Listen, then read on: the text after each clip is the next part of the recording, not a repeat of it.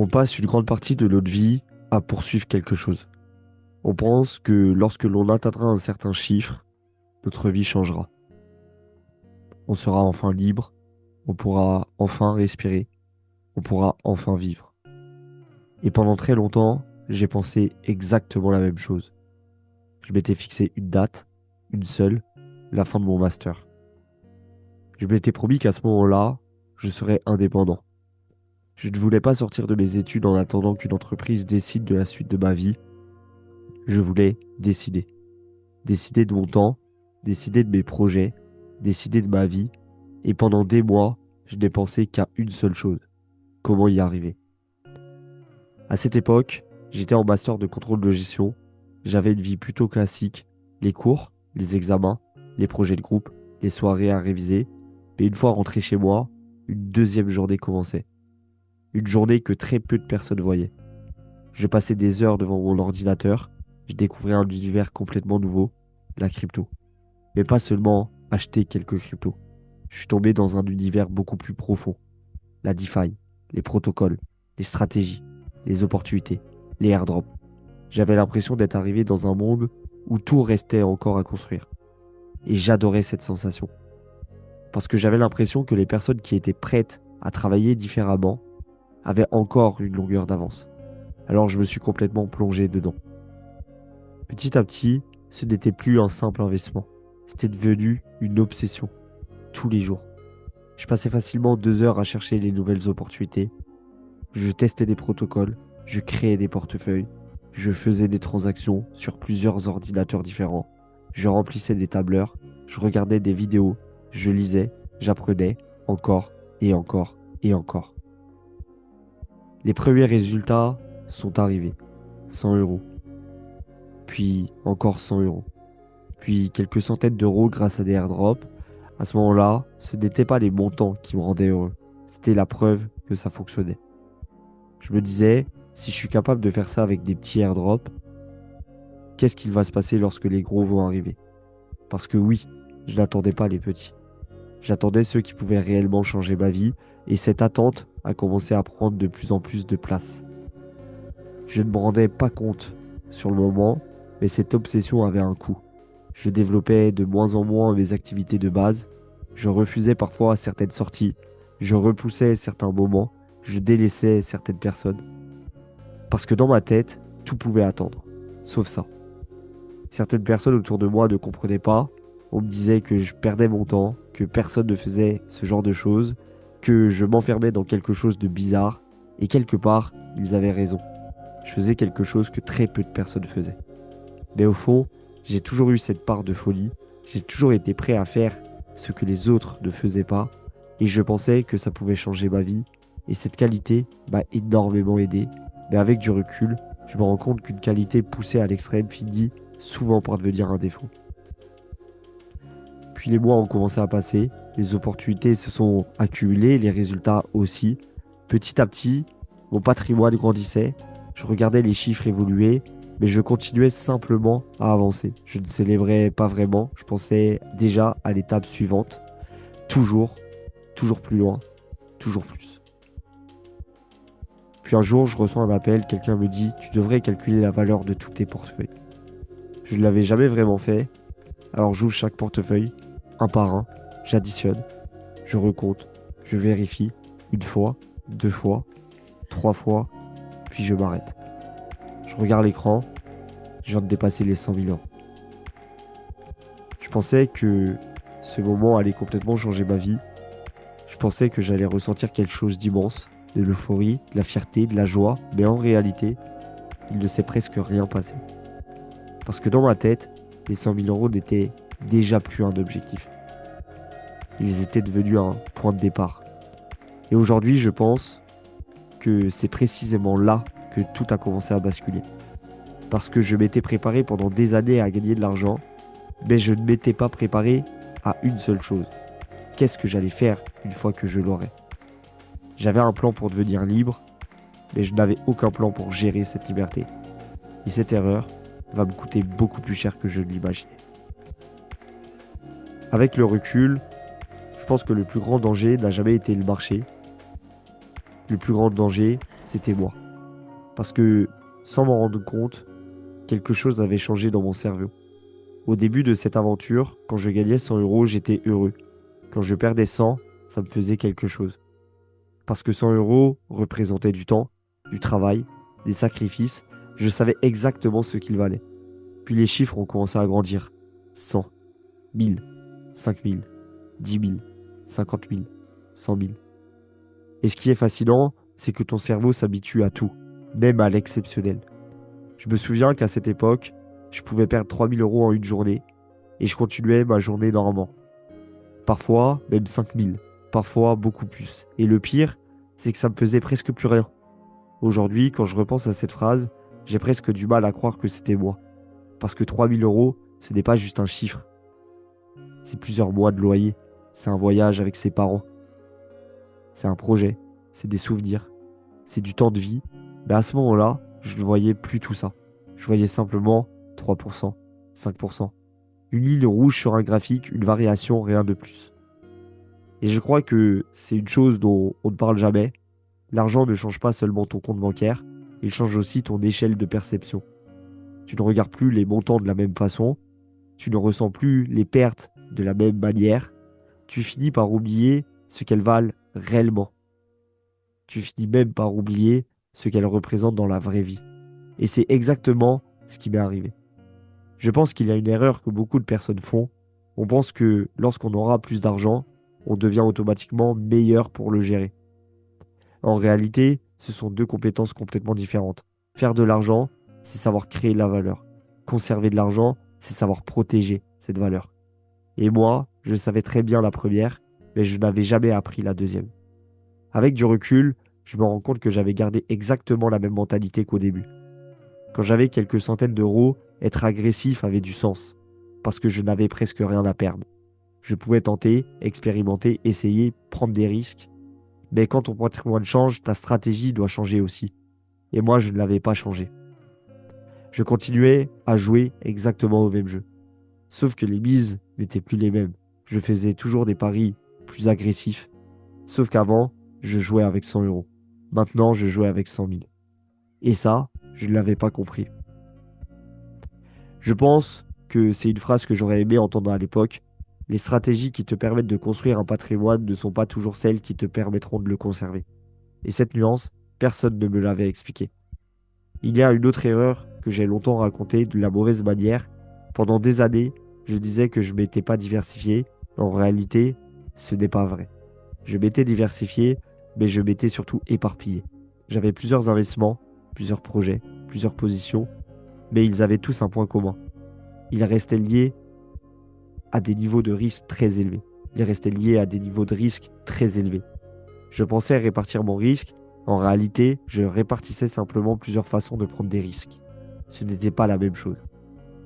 Aujourd'hui, je me rends compte que si je m'étais posé une seule question, tout aurait probablement été différent. Une seule. Qu'est-ce que je veux faire de cet argent? Parce que si je m'étais réellement assis pendant une journée, en prenant une feuille, en écrivant tout ce que ces 100 000 euros pouvaient changer dans ma vie, je pense que j'en aurais sécurisé une partie immédiatement. Je me serais dit, cette somme peut déjà acheter une partie de ma liberté. Pourquoi est-ce que je continue de tout risquer? Les réseaux m'ont probablement matrixé. J'ai sûrement pensé que 100 000 euros n'étaient rien quand je voyais des multimillionnaires sur les réseaux, au quotidien, en scrollant. Mais je me suis jamais posé cette question. Je pensais uniquement à une seule chose, le prochain objectif, le prochain chiffre, le prochain palier, toujours plus. Et je crois que c'est là où beaucoup de personnes se perdent. Parce que quand ton seul objectif devient un chiffre, ce chiffre ne sera jamais suffisant. 100 000 deviennent 200 000, 200 000 deviennent 500 000, 500 000 deviennent le premier million, puis 2, puis 5. Et tu finis par courir après quelque chose qui recule en permanence. Puis le marché a changé, l'euphorie s'est arrêtée, les cryptos ont commencé à chuter, et avec elles, une grande partie de mon patrimoine. Au début, je pensais que ce n'était qu'une correction, puis quelques semaines, quelques mois, et progressivement, je voyais cette somme disparaître. La chose la plus étrange, c'est que ce n'est pas la première baisse qui m'a fait mal. C'est le moment où j'ai compris ce que cet argent représentait réellement. Parce que tant qu'il est sur un écran, ce n'est qu'un chiffre. Mais quand il a commencé à disparaître, j'ai commencé à imaginer tout ce qu'il aurait pu devenir. Les expériences, les voyages, le temps gagné, les projets, les souvenirs. Et c'est seulement à ce moment-là que j'ai retrouvé la valeur de l'argent. Ironiquement, j'ai compris ce que valaient ces 100 000 euros au moment où je ne les avais plus. Et cette prise de conscience a complètement changé ma manière de voir la réussite. Quand une partie de cet argent a disparu, je me suis retrouvé face à quelque chose que je n'avais jamais pris le temps de faire. Réfléchir. Pas réfléchir à un investissement, pas réfléchir à une opportunité, réfléchir à moi. Parce que pendant des années, j'avais passé énormément de temps à me demander comment gagner plus. Mais je m'étais presque jamais demandé pourquoi. Pourquoi est-ce que je voulais autant d'argent? Pourquoi est-ce que cette liberté était si importante pour moi? Pourquoi est-ce que j'étais prêt à sacrifier autant de temps, autant d'énergie, et parfois même certaines relations pour atteindre cet objectif? Et je crois que c'est une question que beaucoup de personnes évitent parce qu'on nous apprend beaucoup trop tôt à poursuivre, à produire, à réussir, à accumuler. Mais on nous apprend rarement à arrêter pour vérifier si ce que l'on poursuit nous rapproche vraiment de ce qu'on veut. Pendant plusieurs semaines, je me suis posé cette question. Encore, et encore, et encore. Et la réponse m'a surpris. Je ne voulais pas réellement devenir riche, je voulais devenir libre. Et il y a une énorme différence. Je ne rêvais pas d'un compte bancaire, je rêvais de pouvoir prendre mes parents au restaurant sans regarder les prix, je rêvais de voyager, je rêvais de pouvoir travailler sur des projets qui avaient du sens, je rêvais de pouvoir dire oui à une idée sans me demander si je pouvais me le permettre, je rêvais de construire quelque chose qui me ressemble. En réalité, je ne poursuis pas l'argent, je poursuivais la vie que j'imaginais derrière cet argent. Et ça a tout changé. À partir de ce moment-là, j'ai commencé à regarder les choses autrement. Je me suis rendu compte que les personnes qui m'inspiraient avaient changé. Avant, j'écoutais les personnes qui avaient les résultats que je voulais. Celles qui gagnaient le plus, celles qui faisaient les plus gros chiffres, celles qui semblaient avoir tout compris financièrement. Je pensais que c'était ça, la bonne manière d'apprendre. Et je ne dis pas que c'était une erreur, mais aujourd'hui, je pense qu'il manque quelque chose. Parce qu'avec le temps, j'ai compris qu'il fallait faire une distinction. Il y a les personnes qui ont les résultats que tu veux, et il y a les personnes qui ont la vie que tu veux. Et ce n'étaient pas toujours les mêmes. Cette phrase a totalement changé ma manière de choisir mes modèles. Aujourd'hui, je préfère apprendre auprès de quelqu'un qui gagne peut-être moins, mais qui est profondément heureux par rapport à mon prisme et ma perspective de voir les choses. Qui est présent pour sa famille, qui a du temps, qui est aligné avec ses valeurs, qui construit quelque chose qu'il aime, plutôt que quelqu'un qui possède énormément, mais qui a sacrifié tout le reste. Parce qu'au fond, je ne cherche plus à reproduire un patrimoine, je cherche à construire une vie. Et c'est exactement à ce moment-là que Family Over Profit a commencé à prendre un sens différent. Au début, je pensais que c'était simplement un nom. Aujourd'hui, je comprends que c'est une philosophie. Une façon de se rappeler que l'argent doit toujours rester à sa place. Un outil, jamais une identité, jamais une finalité. Parce que les plus beaux moments de ma vie ne sont pas ceux où mon portefeuille affichait un gros chiffre. Les plus beaux moments, ce sont les voyages, les discussions qui durent jusqu'à 2 heures du matin, les repas avec ma famille, les projets de construire avec des personnes qui me ressemblent, les rencontres, les souvenirs, les 101 pourquoi. Toutes ces conversations qui m'ont permis de mieux comprendre qui j'étais, et je crois que c'est ça, la vraie richesse.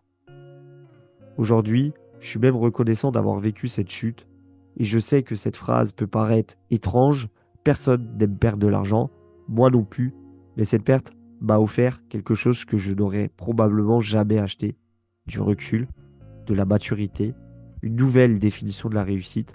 Elle m'a obligé à arrêter de courir, à regarder derrière moi, à regarder devant moi et à me demander si je continue comme ça pendant 10 ans, est-ce que j'aimerais devenir cette personne? Et pour la première fois, la réponse n'était pas liée à un chiffre, elle était liée à une vie. Je crois que c'est à ce moment-là que j'ai réellement commencé à devenir indépendant. Pas financièrement, humainement. Il y a quelques années, si tu m'avais demandé ce que je voulais de ma vie, je t'aurais répondu sans réfléchir, être libre. Et à cette époque, j'étais persuadé que la liberté s'achetait, qu'elle avait un prix. 100 000 euros, 500 000 euros, 1 million. Je pensais qu'à partir d'un certain chiffre, je pourrais enfin commencer à vivre. Aujourd'hui, je crois que je m'étais trompé. Parce que la liberté ne commence pas le jour où ton compte bancaire atteint un certain montant, elle commence le jour où tu arrêtes de faire dépendre ton bonheur d'un chiffre. Pendant longtemps, je croyais que je construisais un patrimoine. En réalité, je construisais surtout une façon de penser, une façon de voir le monde. Il a fallu que je perde une partie de cet argent pour comprendre ce que je voulais vraiment construire. Aujourd'hui, je ne cherche plus à accumuler, je cherche à créer, créer des souvenirs, créer des projets, créer des rencontres, créer des histoires, parce que dans 10 ans, je ne me souviendrai probablement pas du montant exact de mon portefeuille. En revanche, je me souviendrai toujours du voyage que j'ai fait avec des personnes que j'aime, de cette discussion qui m'a fait grandir, du projet qui a changé ma vie, du temps que j'ai choisi de passer avec ma famille. C'est ça que je veux acheter avec l'argent, du temps. Et je crois qu'on oublie souvent une chose, l'argent est la seule ressource que l'on peut perdre et récupérer. Le temps, lui, n'en revient jamais. Alors aujourd'hui, si je reconstruis un patrimoine, ce n'est plus pour atteindre un chiffre, c'est pour acheter du temps. Du temps pour apprendre, du temps pour créer, du temps pour aimer, du temps pour vivre, parce qu'au fond, c'est probablement la monnaie la plus précieuse que nous possédons.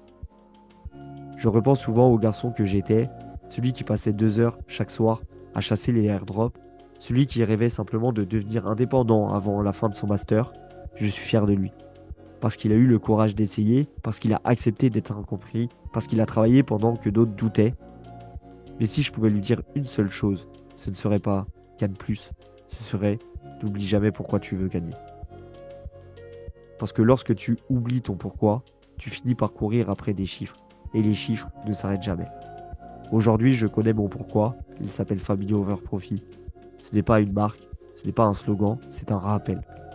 Un rappel que les personnes que j'aime auront toujours plus de valeur que ce que possède mon portefeuille. Un rappel que la réussite ne se mesure pas uniquement en euros, elle se mesure dans les souvenirs que l'on construit, dans les expériences que l'on partage, dans les conversations qui changent une vie, dans les personnes que l'on aide à avancer. C'est aussi pour ça que j'ai créé cette liste de 100 à pourquoi. C'est aussi pourquoi nous nous retrouvons sur cette chaîne YouTube.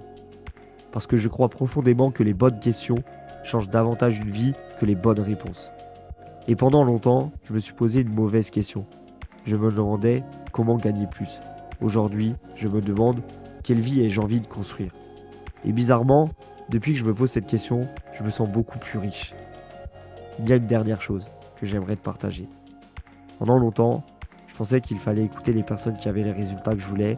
Aujourd'hui, je préfère écouter les personnes qui ont la vie que je veux. Parce qu'un résultat, ça peut impressionner. Mais une vie, ça inspire. Et moi, je veux être inspiré, pas impressionné. Je suis encore dans le processus. Je continue de faire des erreurs. Je continue d'apprendre. Je continue de construire. Je n'ai pas toutes les réponses. Et je crois que c'est une bonne chose. Parce que cette chaîne ne sera jamais l'histoire d'un homme qui a tout compris. Elle sera toujours l'histoire d'un homme qui essaye de comprendre. Avec vous. Alors si un jour, je deviens millionnaire, j'espère que ce ne sera pas la chose dont les gens se souviendront.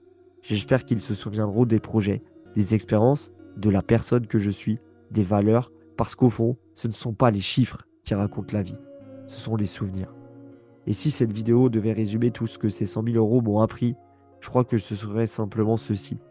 Je ne cherche pas à construire un gros patrimoine, je cherche à construire une grande vie. Parce qu'un patrimoine, tu peux le perdre, une façon de vivre, personne ne pourra jamais te l'enlever. Merci d'avoir pris le temps d'écouter cette histoire. Bienvenue dans Family Over Profit.